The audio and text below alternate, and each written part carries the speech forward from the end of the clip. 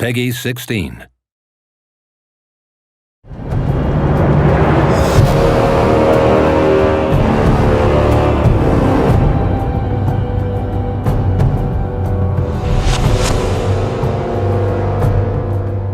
In Immortal Realms you have the Kingdom mode and the Battle mode.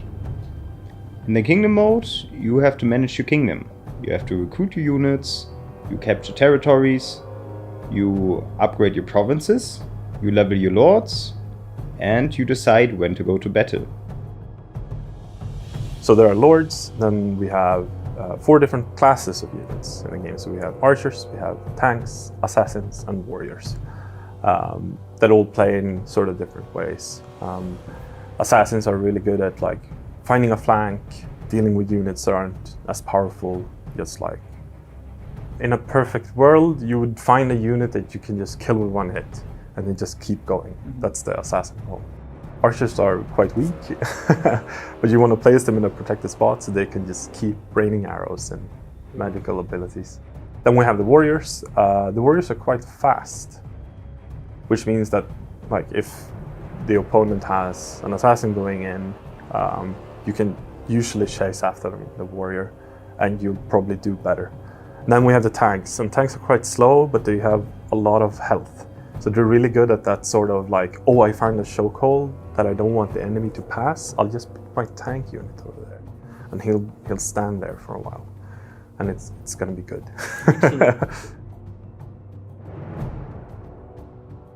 Maybe you have a lot of ranged units and you sit back with them, and your lord is doing a lot of front pace because he has a lot of health. But you could also go really in depth with looking into keywords and variables and what could I possibly do in this fight to really utilize my damage. So in Immortal Realms we have more than 24 different lord classes. These lord classes define how you play with your lord.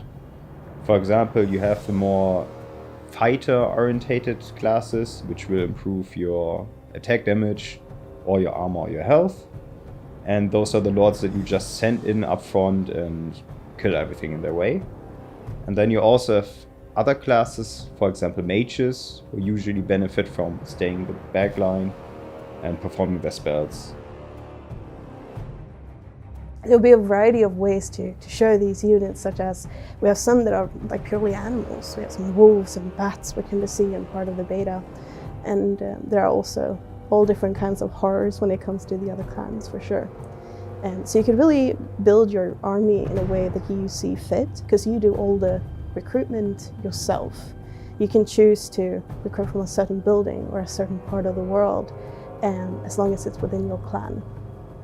Some of the things that we tried to push for is basically, even if you're not that good at the micro stuff, like the combat overall, let's say, you can still be a really good strategist and have a really good like macro plan and still have that work out, because you don't have to take every combat. You can auto resolve some combats, and the other way around. Like if you're not really good at the macro perspective, maybe your like economy and all of that isn't really your thing, then if you're really good at combat, you won't lose any units.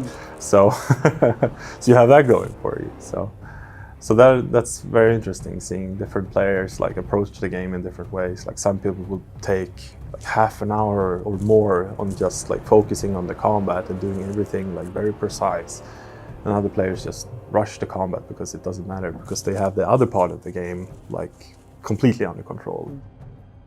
We're always looking for the feedback from our players, and based on that, we can improve the game.